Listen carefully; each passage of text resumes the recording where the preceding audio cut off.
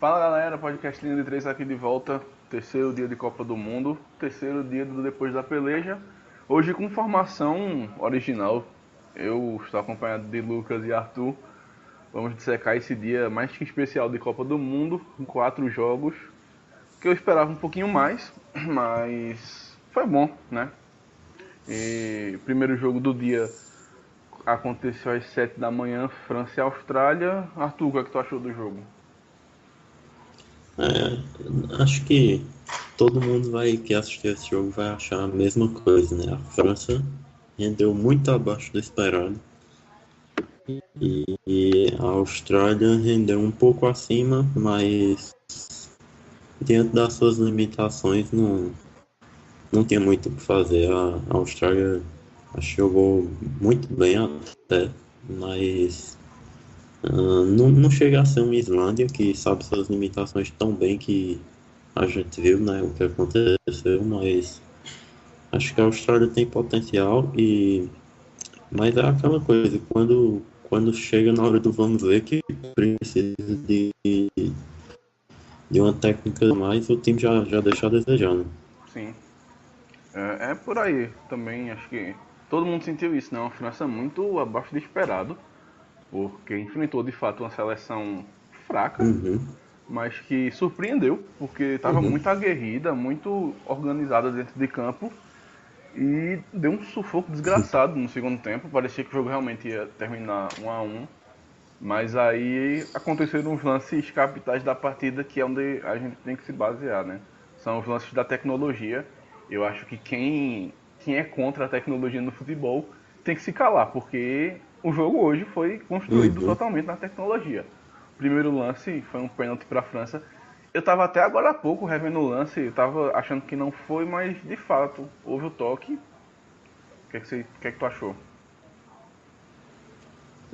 Assim, é como a gente tinha falado hoje de tarde, que esse lance, se não fosse pênalti, ninguém ia achar um absurdo, Uhum. porque é um pouco interpretativo, né? Mas achei que dava para marcar pênalti ali, né? A interpretação do árbitro marcou o pênalti e acho que foi certo e o mais importante que foi rápido e efetivo, né? Eu acho que provou que o árbitro de vídeo não veio para a Copa só para participar de lances muito polêmicos ou que Uhum, sejam aqueles erros crassos do juiz. Por quê? Porque no jogo. São lances interpretativos. Tem árbitros que sabem que o jogador tocou, mas que não marcariam por achar que foi um toque muito leve e que o Sim. jogador acabou encenando a queda. E muita gente concorda com isso. Muita gente não marcaria os pênaltis. Eu estou já falando de Cueva também. Só que é tão interpretativo que eu coloco em questão o pênalti que não foi marcado para a Argentina, que foi em cima de Pavon, se não me engano. Que claramente houve o toque. Foi leve o toque, mas houve. E eu não vi tanta diferença para os toques que houveram no jogo da França e no jogo do Peru. Foram toques leves, que para mim são pênaltis os três. Para mim, os três foram pênaltis. E eu acho que se o árbitro de vídeo tivesse sido acionado no jogo do Argentina, eu acho que marcariam. Por quê? Se marcaram no jogo do Peru e da França, eu acho que marcariam no da Argentina também. Só que como não foi acionado e provavelmente o juiz não viu, porque o ângulo do lance estava bem dificultado, ele não marcou. Mas eu acho que vale ressaltar também que aquele lance deveria ter sido utilizado o árbitro de vídeo. Sim, sim. E aí, mas realmente o primeiro lance da França, muito dúbio. Eu, uhum. é, mas acho que foi bem marcado. Acho que qualquer coisa Eu ali. também. Acho que o E problema eu do acho que isso futebol é é que ele é muito bom. interpretativo, né? Isso. É, É bom para mostrar até que não é porque tem árbitro de vídeo que o árbitro não vai mais interpretar o lance, né? é. Sim. E Não aí, é. Porque senão vai acabar todo lance o árbitro ir olhar o vídeo. E Pois também não é pois necessário isso, não. Vai ter Uhum. lances que o juiz vai chamar a responsabilidade, vai dizer, não, na minha interpretação não foi, eu não quero o vídeo, e segue o Isso, lance. isso. Isso. E aí, logo em seguida, poucos minutos depois, outro lance. Aí ele não precisou chamar o árbitro de vídeo, mas ele demorou uns 10 segundos para marcar o pênalti da Austrália. Foi um pênalti grotesco de Tite. Uhum. A bola tava passando, ele deu uma cortada de vôlei na bola, né, desnecessário. Mas aí bem marcado Também não aí. entendi. Foi tipo o Thiago Silva, né? Na Champions, que subiu para dar um toco de basquete. Sim, foi bem parecido. Então, ali, e ele até postou no Instagram, não sei se vocês viram, depois do jogo, ele fez uma montagem. Ele com uma bola de basquete e uma cesta de basquete como se ele fosse enterrar. Então, nem ele sabe o que ele fez ali. E foi bem grotesco. E aí o gol definitivo saiu aos 35 do segundo tempo. Pogba chuta, a bola sobe, bate no travessão. E aí quando ela cai, ficou a dúvida se foi gol ou não. E aí entrou a tecnologia da linha do gol. Muito importante, né? Porque a gente já viu em Copas passadas grandes seleções sendo prejudicadas. Eu lembro do Alemanha e Inglaterra, se não me engano foi 4-2. Que Gerrard acerta um chute que entrou, o juiz não marcou. Mas aí hoje, de fato, a bola entrou. E aí Pogba, que jogador maravilhoso, sem clubismo, deu a vitória para a França, mas que muito abaixo do esperado. A gente estava até comentando, quem estava acordado, né? Porque essas pessoas estavam dormindo, que se a França jogasse assim, não ia assustar tanto não, né? Sim. Mas é Copa do Mundo, então a gente entende, primeiro jogo, tem que dar todas as ressalvas possíveis e venceu, que acho que é o mais importante para a seleção francesa. Mas ficou uma impressão muito negativa e lembrou muito para mim aquele Brasil de 2006, porque é uma tecla que a gente já vem batendo, que tem um time muito bom, mas que ainda não deu liga e o treinador não ajuda muito. Mais alguma Acho que coisa? acho que a única coisa que os jogadores são muito jovens, né? Todos da França, é uma geração nova da França. Vê ali, Mbappé é jovem, Griezmann é jovem, Pogba é jovem. Então, é uma geração, acho que a única diferença, né, para aquela seleção brasileira de 2006 é essa, que os jogadores ainda são jovens, e tem que dar mais, pelo menos essa fase de grupos para a gente analisar essa França. Uhum. Acho que realmente é isso, né? Acho que pontuasse muito É. bem de que a diferença é essa, né? Falta um pouco mais de maturidade. Mas não tem como fugir de que a primeira impressão deixada não foi muito boa mesmo, não. Pelo fato do outro lado estar a seleção da Austrália, né? Que é a mais fraca do grupo. Pois Pois é. Se eu não me engano, ainda tem gente, jogador amador na Austrália. Se eu não estou enganando. Jovem? Não duvido não, viu? Mas tem. E eu acho que isso foi bom também para mostrar que a França não é esse favoritismo todo que tem se esperado dela antes da Copa, né? Sim. Mas é basicamente o que o Lucas disse, né? A gente não pode também tirar Sim, lições com agora. certeza. Porque é bom lembrar, a Espanha em 2010, por exemplo, perdeu para a Suíça no jogo de estreia por 1-0. E depois foi campeã. Então, Pois é. as ressalvas estão feitas, mas de fato a primeira impressão da França é uma seleção que vence, mas não convence. A exemplo da Eurocopa. Mostra que dá para ser batida, né? Sim, tem isso. Se fechar e deixar eles com uma bola. Se a gente for analisar das grandes seleções, são poucas que estão com um time encaixado, formado. França não tá. Portugal tá ok, se encaixou depois da Eurocopa. A Espanha, ninguém sabe como é que vai ser por causa da mudança de treinador e tal. Aí tem a Argentina, não tem time formado. Então, não são todas as que têm essa virtude de ter um time formado. A Bélgica também não tem grandes jogadores, mas não tem um time formado. Então, E talvez isso pese nessa Copa do Mundo. Seleções como a Alemanha e Brasil, que têm seus times bem formados, apesar da Alemanha ter sofrido uma grande reformulação na equipe, questão de jogadores, ela mantém o seu jeito de jogar, ela mantém uma regularidade.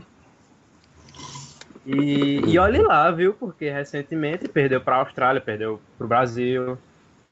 Então, é uma Copa do Mundo de novas gerações e de muita individualidade e pouco coletivismo. Pelo menos eu creio que é isso. Analisando as seleções grandes, claro, porque as seleções menores têm a grande virtude, esse coletivismo, né? Como a Islândia, como o Egito, né? Mas as grandes, elas pecam nisso. Realmente, é por aí. Aí entra todo o favoritismo de Brasil, Alemanha e também da Espanha. Porque são seleções que há um bom tempo têm seu estilo de jogo definido. O Brasil é mais recente com o Tite, mas que a gente já tem segurança total. Mas que definiu, né? Definiu e foi testado já. A seleção tá trincada. E aí, Lucas disse da Islândia, a gente já aproveita e já começa a avançar para o próximo jogo do dia, que foi um dos jogos mais esperados, se não o mais esperado, Argentina e Islândia. Meu amigo, que aula de defesa que a Islândia deu, né? Sim. Pra mim, esse foi até agora, dos jogos que eu assisti, o mais interessante, taticamente, da Copa. A Islândia, como o Lucas disse logo depois do jogo, a Islândia mostrou que pode jogar bonitos fazendo um futebol defensivo, né? Sim. Uma coisa impressionante. O time com 11 jogadores na defesa e não era aquele jogo que você pensava, meu Deus, esse time só fica na retranca. A Islândia deixava a Argentina tocar, mas a Argentina não conseguia chegar. Principalmente Messi estava muito marcado. Inclusive eu não acho que ele estava apagado assim, não muito por culpa dele também, mas acho que é muito mais mérito da Islândia, que estava marcando muito bem ele. E é muito interessante taticamente a Islândia. Às vezes você via eles marcando com 3 meias e quando a Argentina vinha, os outros dois desciam, ou só um descia às vezes. E o time conseguia fazer essas transições muito rápido, nas laterais principalmente, trocando muito rápido. Eu achei, assim, eu já esperava que a Islândia não ia fazer feio, mas acho que foi acima até do que eu esperava, na verdade. Sim, sem dúvida. A gente via o jogo e, assim, a Islândia, a gente sabia que jogaria fechada. Os primeiros 20 minutos, que foram onde saíram os 2 gols, o jogo estava um pouquinho mais franco, mas aí depois do empate a Islândia se fechou. E era muito interessante porque, assim, a gente é acostumado a ver os times defendendo com 2 linhas de 4. A Islândia não, joga com 3 linhas, as 2 linhas de 4 e os 2 atacantes também voltam para compor. Então, assim, eram 11 jogadores em 15, 20 metros. E aí a Argentina penou, né? É demais. E eles tinham 11 jogadores na defesa, mas a força de vontade deles e a marcação forte era tão grande que pareciam que tinham 22. Sim. Parecia que a marcação, principalmente quando o Messi pegava na bola, brotava jogador em cima dele, porque não era um só marcando. Messi nunca ficava só com um na marcação, era 2-3, 2-3, 2-3. E mesmo assim... não faltava, né? Porque, por exemplo, foram 3 jogadores em cima de Messi. Se ele conseguisse achar um espaço de algum que ficou livre, mas não. Ele não conseguia achar o espaço e também não tinha... Quando tentava driblar, mesmo que ele conseguisse, depois tinha outro jogador na sobra e ele não conseguia dar prosseguimento no lance. Mas Messi participou demais do jogo, o tempo inteiro. Ele não achei que ele se escondeu de jeito nenhum. Ele participou, tentou, fez o que pôde, mas a marcação da Islândia teve um acerto que faz tempo que eu não via num time. E mostra que a defesa de um de uma equipe também é uma virtude louvável, não só o ataque. Ok, que é através do ataque que faz gol, mas a defesa bem postada também é essencial para um time ter equilíbrio. Sem E a dúvida. Islândia mostra isso muito bem. Sim, E agora falando de Messi, eu acho que se eu tivesse que analisar a partida dele, boa, dizer assim, boa, foi uma boa partida. 0 a 10. Por quê? De 0 a 10 eu dava 7,5. 8, pronto. Não, 7,5, porque o pênalti pesou demais. 7,5. Porque ele filtrava as jogadas. Toda a bola que saía da defesa passava por Mascherano ou por Bilha, e aí chegava nele para ele passar para um dos pontas, ou para Agüero, ou tentar um drible, ou tentar um chute. Ele filtrava as jogadas. E quando não passava pelo pé dele, a Argentina tinha uma certa dificuldade. E aí onde mora a ironia. E eu acho que a Argentina tem que agradecer a Sérgio Canagüero por esse empate. Por quê? Porque exatamente a jogada do gol não veio do pé de Messi, não veio de uma jogada trabalhada. E mesmo assim a bola sobrou para Agüero, ele teve velocidade de girar, bater um chute incrível, fez um golaço. Mas se não fosse essa felicidade dele, a Argentina teria perdido para a Islândia.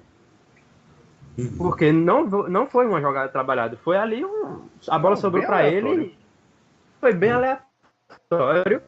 O que pesou naquela jogada foi simplesmente a jogada de Agüero, porque anteriormente não sei como a bola chegou ali nele. Acho que se você for ver, quando aconteceu o gol, a defesa ainda estava encaixando no jogo, e depois que se encaixou, não conseguiu chegar mais, e quando chegava tão pressionado que não conseguia finalizar direito. Sim. Mas eu acho que o mais importante é que a Islândia não estava desconfortável marcando. Estava muito confortável, e quando tinha a bola aproveitava muito bem. Podia até ter saído mais gol ali, mas a Islândia pecou às vezes na finalização.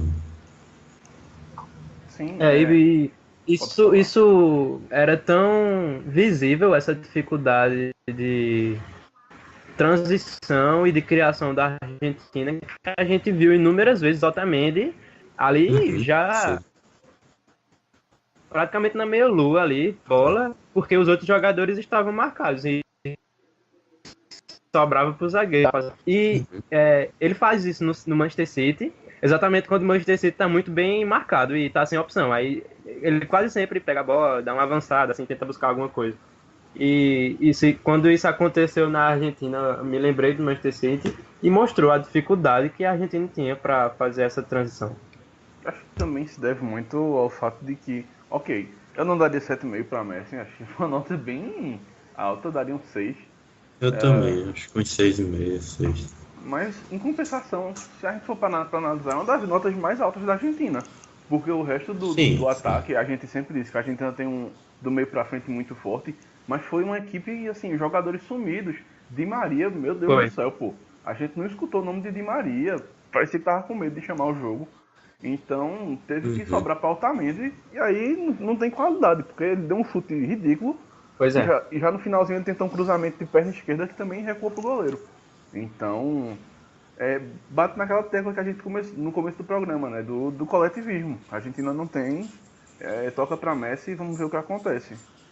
E aí acontece o lance do pênalti, que eu também achei bem duvidoso, mas marcaria. Acho que foi mais pênalti que o da França. E aí, Messi pipocou. Sim. Sentiu a pressão. Um pouco. Depende do que vocês consideram pipocar. Se pipocar for se esconder do jogo, não, porque ele não se escondeu do jogo, ele foi lá, bateu o pênalti e tal. Não, pipocar no sentido de que na hora do jogo ele flopou. Com certeza, pipocou. Aí a turma Também chamou o robozão de Penaldo, mas faz falta um Penaldo nessas horas, né? Pois é, Pois porque... é. Agora sim, né? vale para a França analisar que foi só um jogo, mas também vale para a Argentina, né? Dizer que foi só um jogo. Sim, sim. Porque a Islândia, principalmente com a Islândia, porque a Austrália é bem mais fraca do que a Islândia. Concordo.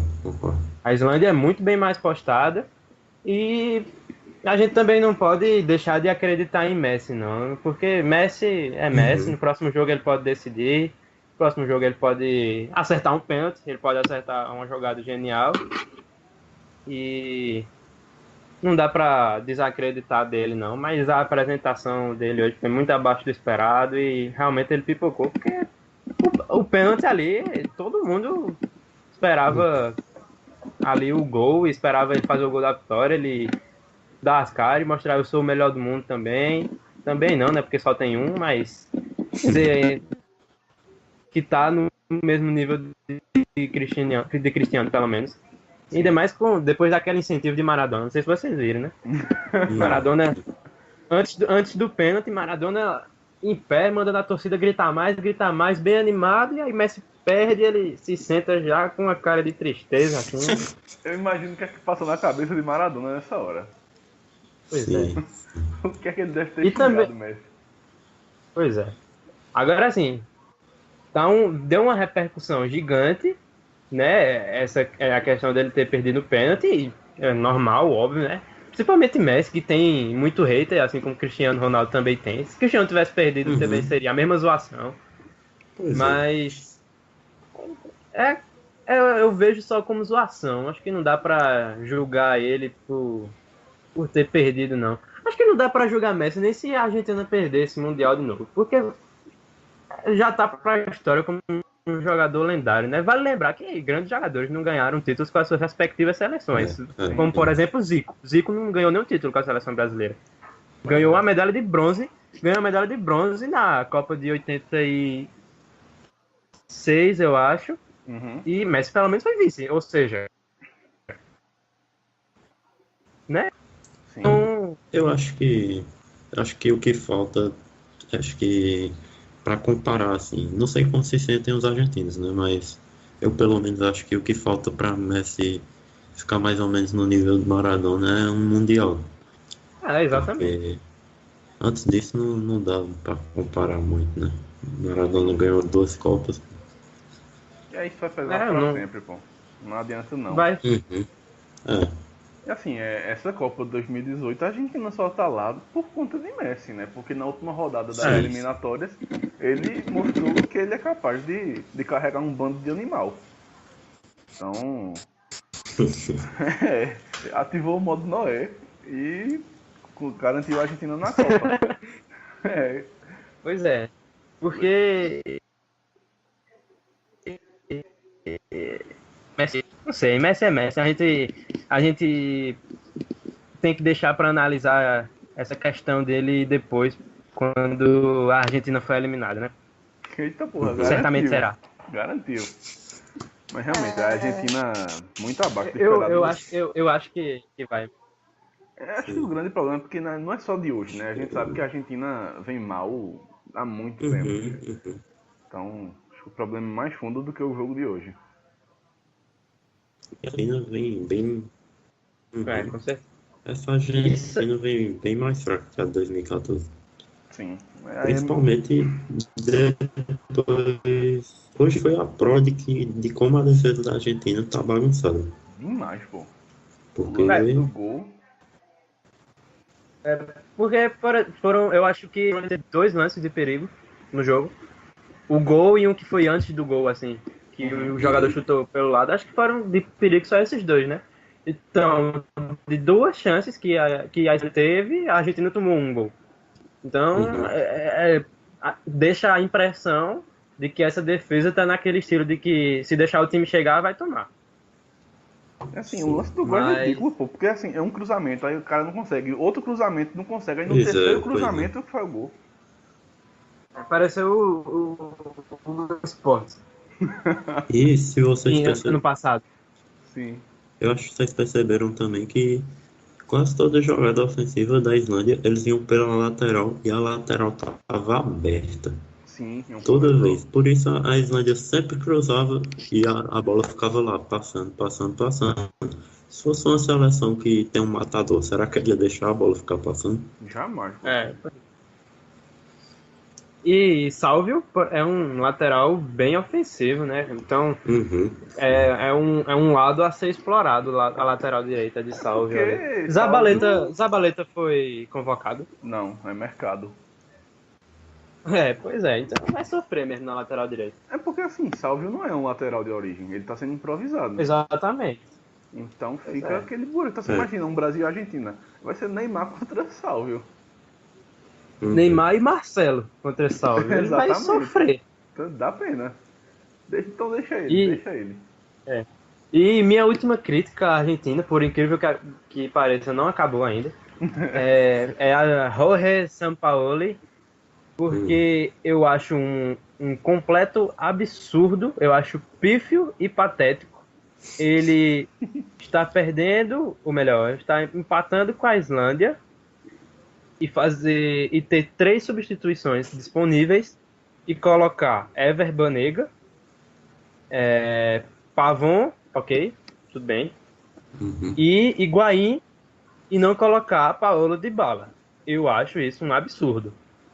Não sei vocês, mas eu acho um absurdo. E além de não ter colocado, também acho um absurdo. Por quê? Porque Dybala deu aquelas declarações de que não se encaixava no time por causa de Messi. Sampaoli corroborou com isso. Sampaoli deixou de convocar ele algumas vezes. Sampaoli deixou de botar ele no jogo, como fez hoje. Ele ficava lá comendo banco. E aí, mesmo assim, leva ele para a Copa para fazer isso. Então, para que levar o menino? Para que levar ele se num jogo como o de hoje, que estava precisando atacar, não colocou ele? Vai colocar quando, então? Quando tiver numas oitavas de final contra a Alemanha? Não vai. Então, para mim, foi bem errada. Tanto a convocação, depois do jogo de hoje eu achei errada a convocação, e errado não utilizar um jogador como ele. E utilizar, por exemplo, o Banega. Sim. Acho Pois assim. São Paulo já começou errando na escalação por ter entrado com 2 volantes, né? A gente já tinha falado isso no programa de ontem, que não tinha necessidade. E aí é uma sucessão de erros. E assim, ele tinha 2 opções no final do jogo, que era botar Higuaín e aí dane-se, bora cruzar a bola na área para ver se acha um gol, ou botar Dybala, que era o que o jogo pedia, que é um homem de velocidade, que pode quebrar a defesa adversária, e aí vamos ver. Aí ele vai, e de fato ele opta pela opção mais fácil, que é botar Higuaín e cruza a bola na área. Então assim, Sampaoli se mostra bastante perdido. Inclusive, Banega, na minha opinião, entrou muito mal hoje. Ele tinha muito espaço para explorar. Várias vezes ele pegou a bola na entrada da área e não chutava, não tocava, não ia para cima. Sim, ele se escondeu do jogo. Pois é, e eu não acho ele um mau jogador, acho o Banega bom jogador, só que eu não julgo o futebol, o mau futebol dele apresentado, porque pra mim, anterior a isso, teve uma escolha muito errada de Sampaoli. E sem contar que para um jogador render nessa seleção da Argentina tá difícil, né? Se nem o melhor do mundo tá rendendo, quanto mais Banega. Realmente. Sim. É complicado jogar numa seleção que é desorganizada taticamente, né? E acho que aí é o principal ponto. Messi joga com um bando de animal, mas um bando de animal desorganizado. Já Cristiano Ronaldo não. Joga com um bando de animal, mas que é um bando de animal organizado, que sabe o que tem que fazer. Então... Pois é. Complica. E aí a gente chega ao terceiro jogo do dia.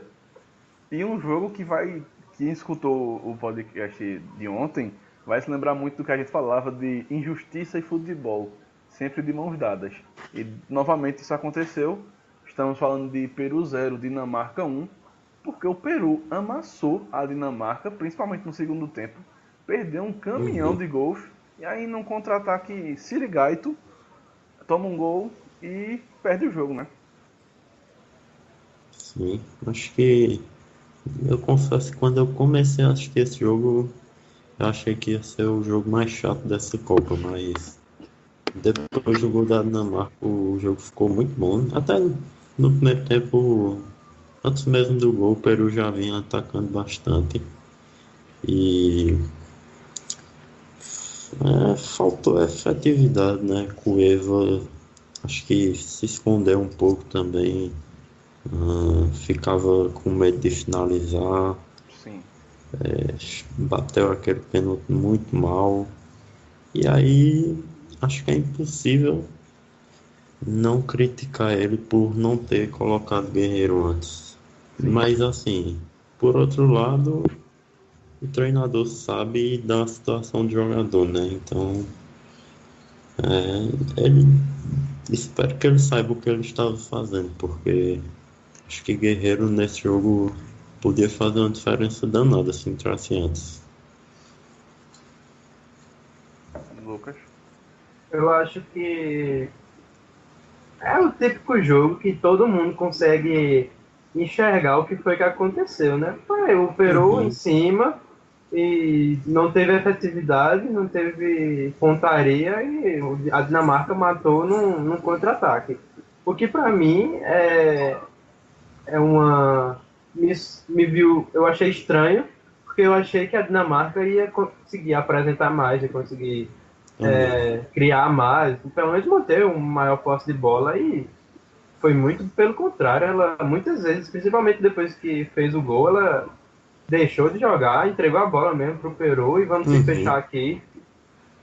Sim, Mas mesmo assim eu consigo ressaltar pelo menos eu achei, o bom futebol do Peru. Eu gostei de ter visto sim, o sim. Peru, porque ao contrário de muitas seleções, ou pelo menos algumas, que quando pega time fechado, acaba, não consegue criar chance. E o Peru conseguiu criar inúmeras Uhum, chances.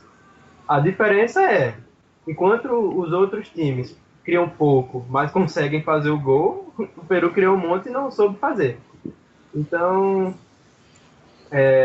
não dá para cravar também que o Peru está eliminado, apesar de que, se eu tivesse que apostar, eu acho que apostaria na que a Dinamarca vai passar nesse grupo. Eu acho que esse jogo era o jogo que ia definir a segunda colocação desse grupo. sim, sim. Mas também não dá para desacreditar totalmente do Peru, não, porque é um time sim. muito aguerrido, um time que vai ter a torcida junto nos jogos, que joga com vontade e consegue criar chance, né? Tão bom futebol. Sim, apresenta Uhum. um bom futebol, um futebol bem Acho que ofensivo, né? todo mundo já esperava. Acho que todo mundo esperava um futebol ofensivo do Peru depois dessas últimas competições do. Uhum. Então, e E aí, a Dinamarca não, desculpa, até a, a figura de Eriksen para mim também deixou a desejar hoje. sim, muito Não apático. não vi ele chamando muito o jogo, não vi ele Uhum, aparecendo, não. Realmente, de fato, é porque assim, a gente cresce com a Dinamarca sendo chamada de Dinamáquina, que é o futebol ofensivo, mas hoje foi totalmente o inverso, né? Deixa a bola com o uhum. Peru, vamos jogar por uma bola e de fato o Eriksen bem escondido, muito apático, apesar de que a assistência do gol foi dele, mas é preocupante. Então, assim, eu não duvidaria muito um Dinamarca e Austrália sem empate. E aí o caminho volta a se abrir pro Peru. Com certeza. Porque, exatamente. Muito boa essa análise. Porque eu tava aqui já quase praticamente cravando a Dinamarca como, como a segunda colocada, mas realmente, se a gente for analisar o jogo, o que ela apresentou hoje, num jogo contra uma Austrália, pode dar um empate mesmo. Ou então a Austrália cometer um crime. Sim. Então vamos ver. Ainda está em aberto. É, E aí a próxima rodada do grupo vai ser França e Austrália. E, quer dizer, Dinamarca, Austrália, França e Peru. E aí é a rodada que vai definir de fato, né? Porque se França e Dinamarca vencerem, tchau para Peru e Austrália. Mas se a gente trabalhar nesse cenário de um empate de Dinamarca e Austrália, o grupo fica muito aberto para a última rodada. Com três seleções brigando por uma vaga, né? Então, E aí, assim, vamos nesse cenário, dá empate. A gente vai ter Dinamarca e França, Austrália e Peru. Meu amigo, vai ser uma última rodada bem nervosa. Porque a Sim. gente vai esperar que a Dinamarca vai ser derrotada pela França. E aí quem vencer de Austrália e Peru se credencia a passar. E eu torço pelo Peru, não vou mentir. Sim, Eu também. Espero que o Peru consiga passar. joga muito bem. Eu gosto de times que jogam pra cima, né? Que não tem medo. E o Peru faz isso muito bem. Então, fica a nossa torcida pro Peru de Ricardo Gareca, que vem se mostrando um bom treinador depois de sair pela porta dos fundos do Palmeiras. E aí, finalizando esse dia de 4 jogos, a gente chega a Croácia e Nigéria. Um jogo que eu estava esperando muito para ver, porque eu estava muito curioso para ver essa Croácia e me decepcionou, apesar do 2-0, muito abaixo do que eu imaginava, né? Concordo. Eu acho que essa Nigéria também não. Acho que eu esperava um pouquinho mais da Nigéria também. Achei o time muito bagunçado. A gente sabe, como a gente estava comentando, que normalmente as seleções da África têm um jogo bem fluido, né? As posições variam muito, mas mesmo assim, acho que não convence nem um pouco. Acho que os nomes ali de peso fica só no papel mesmo e lógico que no próximo jogo pode ser diferente, mas nesse pelo menos não conseguiram fazer a diferença. Achei a Nigéria ainda muito nervosa, fazendo muito lance besta. E a Croácia, eu acho que tá dentro do que eu esperava, na verdade. Não vou mentir, não esperava muito mais da Croácia. Acho que podia jogar um pouco melhor, mas também não acho que passa muito disso, não. Pode falar. A decepção vai para os dois lados mesmo, né? Acho que todo mundo esperava tanto da Croácia quanto da Nigéria. E todo mundo para mim foi o pior jogo do dia. Também acho. Pelo menos dos que eu assisti, né? Mas eu não gostei principalmente depois no segundo tempo. E quando a Croácia fez 2-0, então, meu Deus do céu.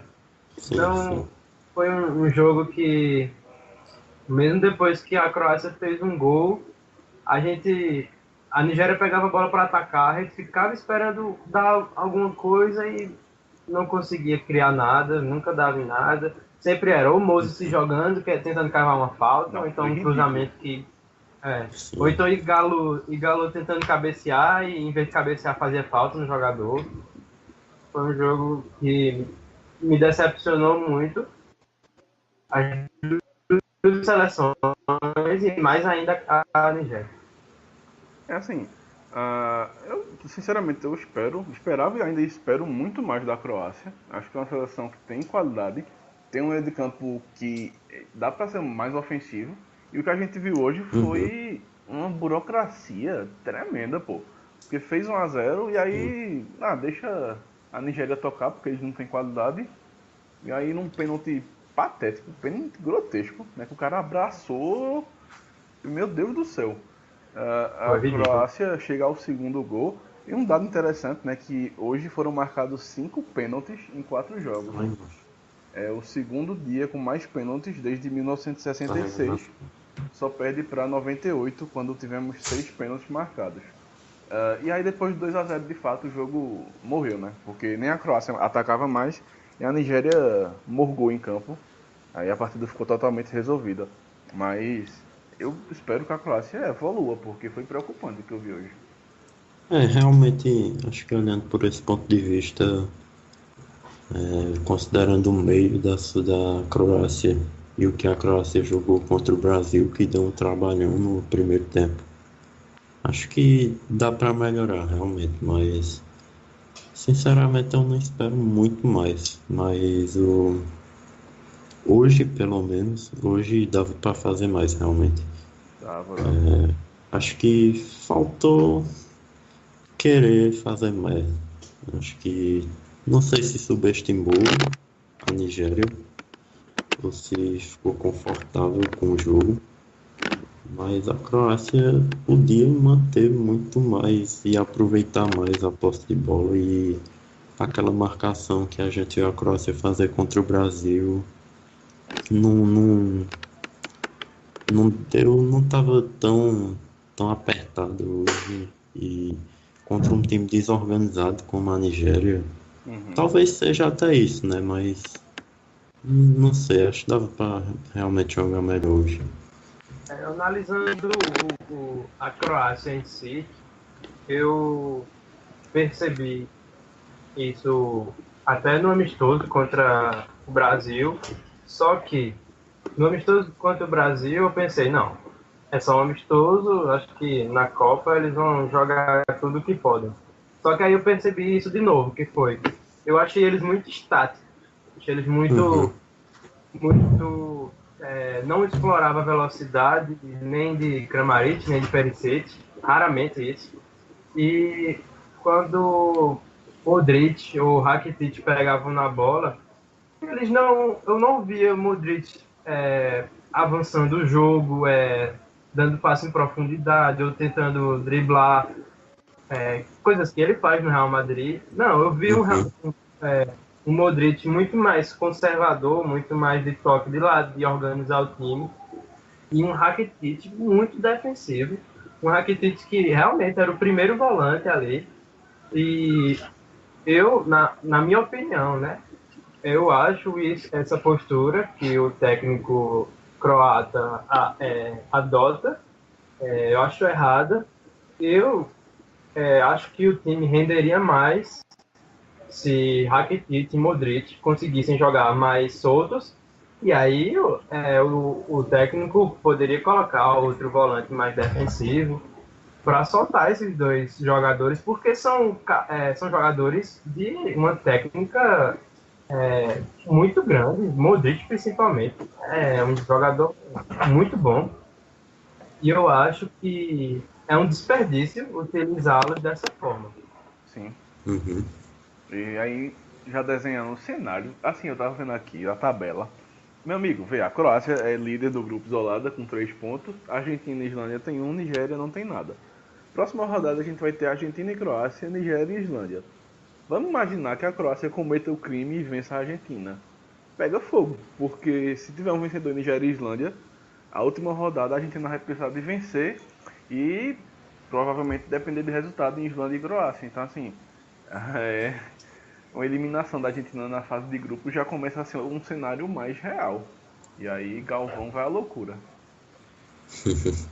O fanismo dispara.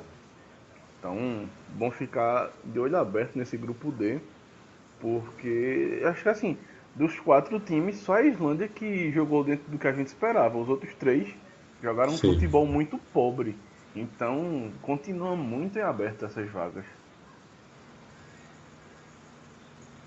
Demais. E, E eu mantenho minha aposta. Eu acho que a Argentina não passa. Nem passa Croácia e Islândia. Rapaz, não duvido não, depois viu? do jogo de hoje, Eu tô mantenho. tentado a concordar contigo. Eu também, mas eu vou esperar a segunda rodada ainda. É. É. Uhum. Sou um pouquinho mais medroso, mas assim, é uma probabilidade. Acho que depois do que a gente viu hoje, Uhum. não seria algo de outro mundo, não. E Porque E o que, aí vai falar os 3 agora, não falou ninguém. Arthur, ordem alfabética, Arthur. o que eu achei interessante é que nesse grupo, a maioria dos times, hum, acho que com exceção da Islândia, não tem muito o que crescer, mas os outros três dá para evoluir muito ainda na fase de grupos, eu acho. Sim. Talvez a Nigéria um pouco menos, mas pelo menos Croácia e Argentina acho que dá para melhorar muito ainda. E esse É o grupo vai famoso pegar fogo. potencial, né? Uhum, isso. Pode falar, Lucas. Não, esse é o famoso potencial, né? Porque a gente fala aqui das apresentações, do que vem apresentando as equipes, mas a gente não pode também descartar que elas têm um potencial enorme, né? Tanto Croácia quanto a Argentina. Sim. Aí a gente encerra as análises dos jogos de hoje, né? Passados 4 jogos a limpo, e avança para amanhã. De bola é nossa escola, nossa maior tradição. Eu sei que vou do jeito que eu sei, de gol em gol, com direito a replay. O coração bate mais forte porque é o dia da estreia do Brasil, mas a gente começa às 9 da manhã, o primeiro jogo, no grupo do Brasil, né? Costa Rica e Sérvia. O que é que vocês esperam para essa partida? Acho que a Sérvia leva essa. Não tô esperando muito da Costa Rica, não. Mas, pelo que aconteceu na Copa até agora, eu não tenho certeza mais de nada. Então, acho que vai ser um jogo bom. Acho que vai ser um jogo bom. Acho que aposto, se fosse pra apostar, eu botaria 1-0 Sérvia. Olha, foi bem... Direto. direto. Sem medo, sem medo.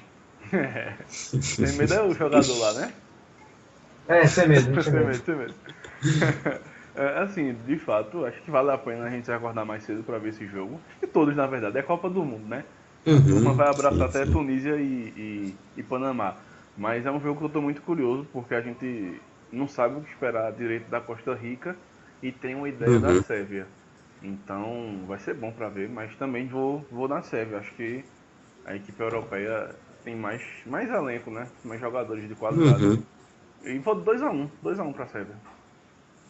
Eu vou com vocês no placar. Acho que dá 2-0 Sérvia. Porém, discordo de Arthur quando ele disse que vai ser um bom jogo, porque se eu tivesse que apostar num jogo que não vai ser bom, eu apostaria nele. Pelo fato de a Costa Rica já ser uma seleção fraca e a Sérvia, pelo menos o que a gente conhece da Sérvia, não ser uma equipe muito ofensiva. Então, creio eu que acho que não vai ser um jogo muito vistoso, não. Espero que seja, mas não tenho grande expectativa pro jogo, não. Espero que seja. Espero que seja 5-0 o jogo. Se o jogo agora vai ser um 5-5, porra. Eu tô sendo sincero, é o que eu acho. Mas realmente, eu acho que bom não foi a palavra certa. Acho que vai ser um jogo disputado, mas bonito já acho que não seja, não. E também importante, né, pra gente observar, né, os adversários do Brasil e tal. Sim. Muito importante o jogo. Eu tô dizendo, essa porra vai ser 6-5 pra cima. A turma vai brincar. Pois é, eu espero que seja assim, 6-5 mesmo, mas se eu tivesse que apostar, eu diria que o jogo vai ser muito bom, não. Vai ser o jogo toleto da rodada, vai ser isso, né? tem toda a cara. Aí de meio-dia, lá vem eles de novo, né? Alemanha e México. Peraí, uma curiosidade. A Alemanha vai estrear no dia 17. Olha um 7-1 aí. Não, pô, peraí, pô. E no mesmo dia do Brasil, né? Tá vendo? Eu digo nada. Lá vem eles de novo. É porque agora isso simboliza a virada do jogo. Vai ser 7-1 pro Brasil e a Alemanha vai perder. Aí sim, pai. Aí sentir segurança. Mas Alemanha e México, o que é que vocês esperam? Aí acho que por mais pessimista que você possa ser, não tem como dizer que a Alemanha é vai favorita. Ganhar, né? Vai dar México, é isso aí. Mas assim, também não tô esperando que a Alemanha sobre tanto em campo, não. Acho que no máximo uns 3 gols de diferença. Se eu tivesse que dizer um placar, eu acho que 3-1 Alemanha. Eu tô bem curioso porque o México de Osório é uma seleção que ataca, deixa jogar. Então assim, jogar assim contra a Alemanha normalmente não é alguma coisa muito boa, né? Mas tem que jogar sem medo, com ousadia, tem que ir pra cima. Joga como o México, né? Aham. Mas assim, realmente acho que esperar que a Alemanha não vá vencer amanhã é meio estranho. Mas é Copa, então tudo pode acontecer. Mas apesar disso, eu acho que eu vou com o Arthur. 3-1 para a Alemanha. Tô bem curioso para assistir, porque a gente vê uma renovação no time da Alemanha, pelo menos, se não é completa a renovação, mas é uma renovação considerável, principalmente o ataque. E eu estou bem curioso para ver a Alemanha. E quero ver se o México dá mais trabalho do que o esperado nessa Copa. Uhum. Porque toda Copa sempre tem alguém dizendo: "Oi, o México dá trabalho, tem que ter cuidado com o México", mas nunca dá tanto trabalho assim. E vamos ver se nessa Copa vai dar trabalho, né? Rapaz, Copa passada deu trabalho, pô. Uhum. Mas Chegou nas O oitavas México- e foi eliminado contra a Holanda por 2-1 com um gol roubado da Holanda. Então, um gol roubadíssimo. Uhum. a Uhum. seleção sempre é chato. É. E assim, existe o risco do Brasil pegar o México nas oitavas. E o México é uma das poucas seleções que não tem medo do Brasil. Né? Os caras, de vez em quando, aprontam. Então assim, é bom ficar de olho no México. Uhum. Mas acho que não oferece grandes riscos nem à Alemanha, nem ao Brasil. Também acho. Então, vamos aí. Lucas, deu o placar? Não, eu dou 1-0 só a Alemanha. Tá, porra. Senti todo o ódio rustido por não ter Sané no elenco, mas tudo bem. E aí, meu amigo? Haja coração, já diria Galvão Bueno.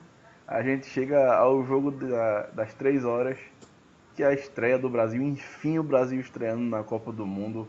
Brasil e Suíça. Marcelo foi confirmado hoje como o capitão, né? Curioso, porque com Dunga ele se recusou a ser convocado. E aí, com Tite, ele é capitão. Então, assim, uma evolução tremenda que simboliza muito, né? Eu quero o Brasil de Dunga e o que é o Brasil com Tite. Mas o que é que vocês esperam para essa partida? Eu acho que vai ser, apesar da Suíça ser um time bom, acho que mesmo assim o Brasil vai jogar melhor, o favoritismo vai sair do papel, eu acho. Acho que não dá pra. A Suíça tem uma fama de ser time retranqueiro e não acho que vai ser assim amanhã. Acho que a Suíça vai sair mais um pouco. Tá com um elenco bem diferente assim, não tão diferente da outra Copa, eu acho, mas é um elenco bom. Qualificado. Isso. Um elenco mais qualificado. Dá pra jogar pra cima. O problema é que não dá pra jogar pra cima do Brasil, eu acho, mas acho que a Suíça não vai ficar só na retranca não, e acho que o Brasil vai se impor. Acho que 3-0 Brasil. Porra, senti segurança. Assim, de fato, a gente cresceu acostumado a ouvir o ferrolho suíço, a Suíça que em 2006 saiu da Copa com 4-0, né? Foi eliminada empatando os 4 jogos sem tomar gols. Mas, de fato, essa seleção tem um quê mais ofensivo. Então, tô bem curioso para ver o jogo. Acho que vai ser truncado. Acho que vai ser mais ou menos o que a gente viu em Brasil e Croácia. É um primeiro tempo muito amarrado. Sim. E no segundo tempo as coisas tendem a se soltar. Por isso, eu vou de Brasil 2-0. Eu acho que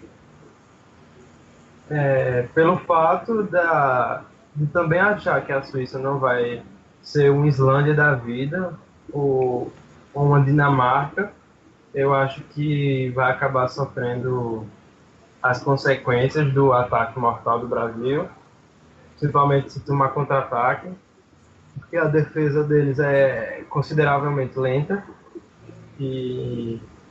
Então, eu dou 3-0 Brasil, porque eu acho que o Brasil vai conseguir se impor, vai conseguir exercer seu futebol da melhor forma.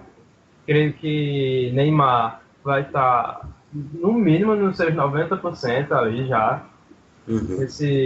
Depois de 2 bons amistosos e mais esse tempo de preparação, acho que se ele já não entrar 100%, ele já está quase perto disso.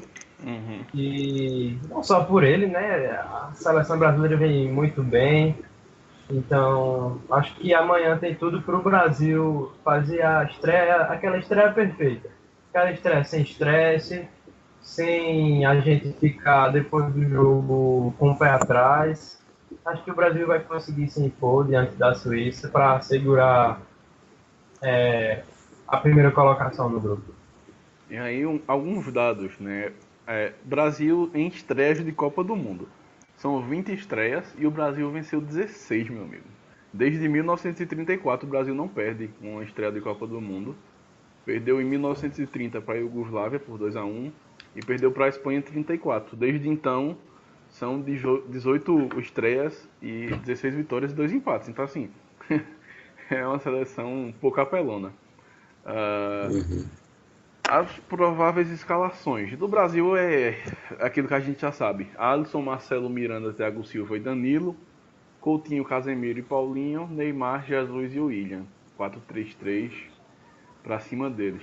Já a Suíça deve vir com Sommer, Ricardo Rodrigues, Akanji, Schär e Lichtsteiner, Xhaka e Berami, Zuber, Freuler, Shaqiri e Seferovic. 4-2-3-1. E aí eu tava vendo que o treinador da Suíça, ele disse que montou um plano tático cujo grande objetivo é não deixar Neymar jogar. Então, assim, acho que Tite já espera isso. E a gente vai ter que variar muito, né? Acho que aí a importância de ter Coutinho centralizado. Porque vai ser ele que pode quebrar essa marcação da Suíça, né? Uhum. A gente vai ver muito Shaqiri marcando Neymar também, vai ver. Uhum. Também acho. Eu acho que a Suíça vai vir bem naquela proposta de que a gente vê a Croácia fazendo também, de apertar o Brasil mais em cima.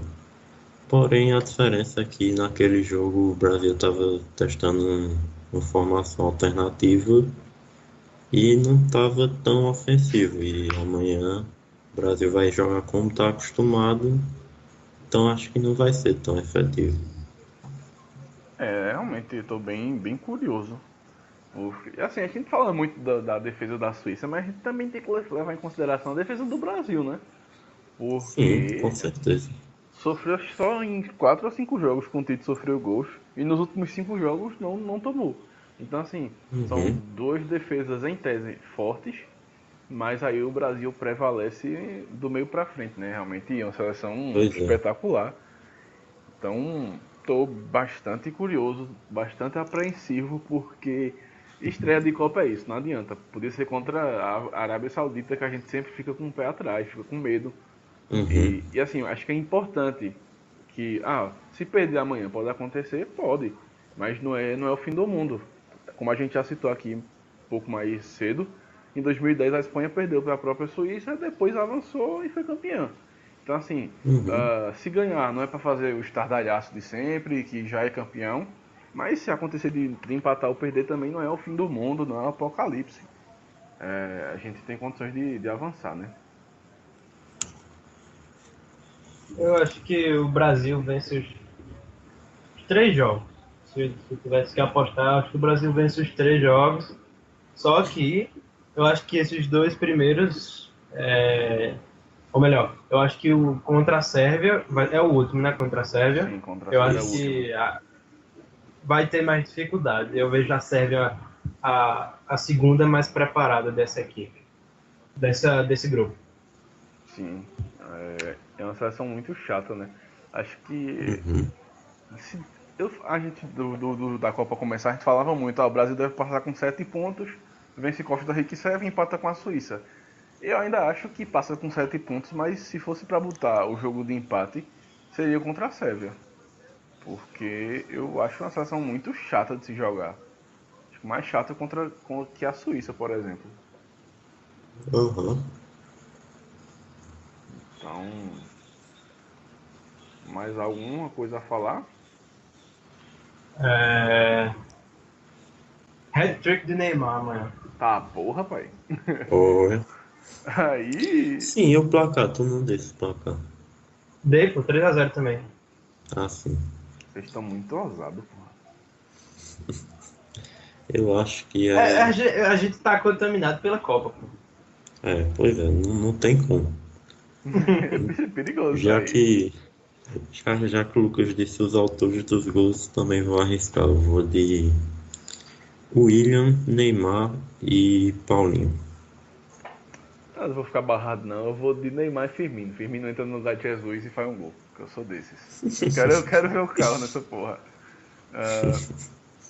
Mas, enfim, amanhã a gente volta. Ou amanhã a gente vai voltar muito feliz ou muito pistola, né? Porque. Uhum. Inclusive, falando em pistola, vocês viram que a Globo a CBF proibiu a Globo de falar canarinho pistola? Não Sim, acredito. bicho. Que Que coisa coisa ridícula. ridícula, pô. Que patético, bicho. Eu fico assim, que merda, pô. Vai te lascar pra lá. Olha. Eu vi. Coisas da CBF. Eu vi pois um é. cara falando hoje, pô. Vai ser canarinho que escreve textão. Canarinho moralizador. Não pode não. Pistola, não sei o que, lembra o órgão pênis, Ave Maria. É realmente um Oxi. negócio de outro mundo, né? Eita. A CBF é um poço de pateticidade. Porra, eu achei que era mentira quando eu vi, depois de fato é verdade. Porra, tanta coisa pros caras se preocupar, né? Presidente que não Sim, viaja, essas coisas. Vão se preocupar com o canarinho pistola. Acho que agora o canarinho vai ficar mais pistola ainda. Pois é. O canarinho vai ficar full putaço. Então, mais alguma coisa a falar? Não, vai sair mesmo. Porque a análise foi completa. Agora é esperar o jogo começar. Acho que amanhã vai demorar a passar a hora, viu? Vai demais, demais. demais. Os dois primeiros jogos vão ter 5 horas de cada tempo. Porque a ansiedade vai estar grande. E acho que o pior vai ser, tipo, quando acabar a Alemanha, né? Que acaba de 2 horas. Essa uma horinha, meu amigo, vai ser a horinha mais eterna da história. Meu Deus do céu. Porque a turma vai estar trilouca e ansiosa. Então, puta merda. Olha, já tô ansioso só de falar. Então é isso. Pois é. Tu acabou de aumentar a minha ansiedade. A turma não vai dormir hoje não, pega direto, tá ligado? Vamos virar a noite. Então é isso, muito obrigado a você que ouviu até aqui. Análise bem completinha do dia de hoje, o que esperar para amanhã. Enfim, esperar que o Brasil vença e que a gente venha amanhã feliz da vida. É isso, um forte abraço e até a próxima. Entendeu?